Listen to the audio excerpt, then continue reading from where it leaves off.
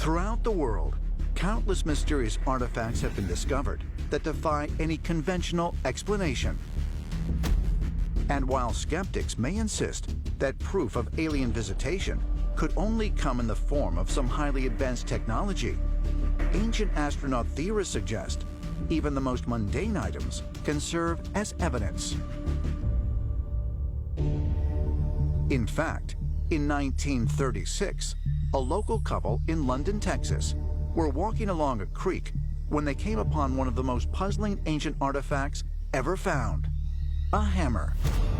It was a prehistoric hammer, if you will, with part of the handle still in place inside some very old rock. And part of the handle actually is starting to go through a process called coalification. It's where you have inorganic material and organic material changing into coal.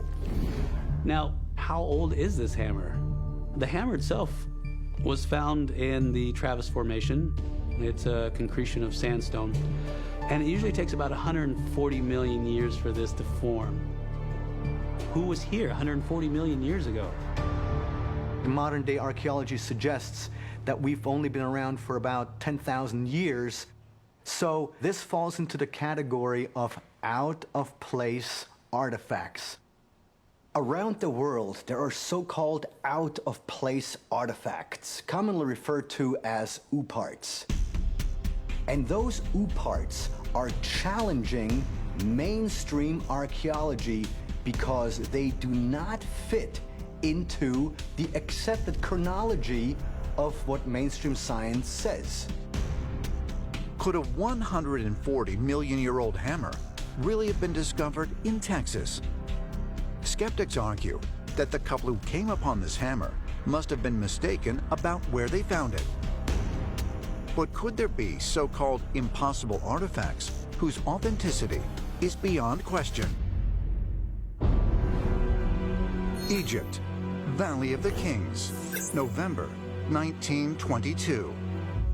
British archaeologists Howard Carter and Lord Carnarvon discover what will prove to be one of the most important finds in the history of Egyptology: the tomb of King Tutankhamun. To this day, it is considered the best preserved and most intact tomb ever discovered in the Valley of the Kings, and within it, a very puzzling artifact was found.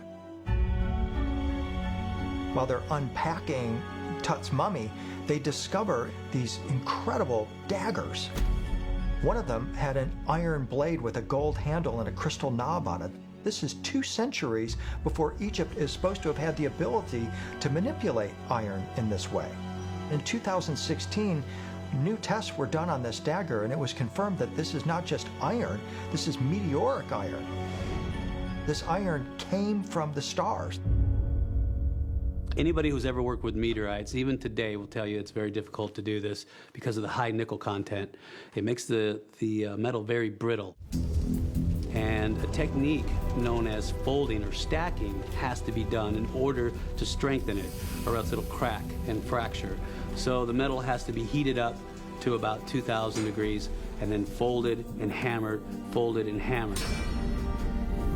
But the dagger doesn't display the telltale signs of folding, which is usually the striations that run through the metal. So how was this blade made?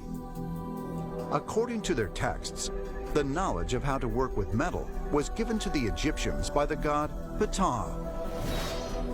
Ptah was the Egyptian god of smithcraft and alchemy.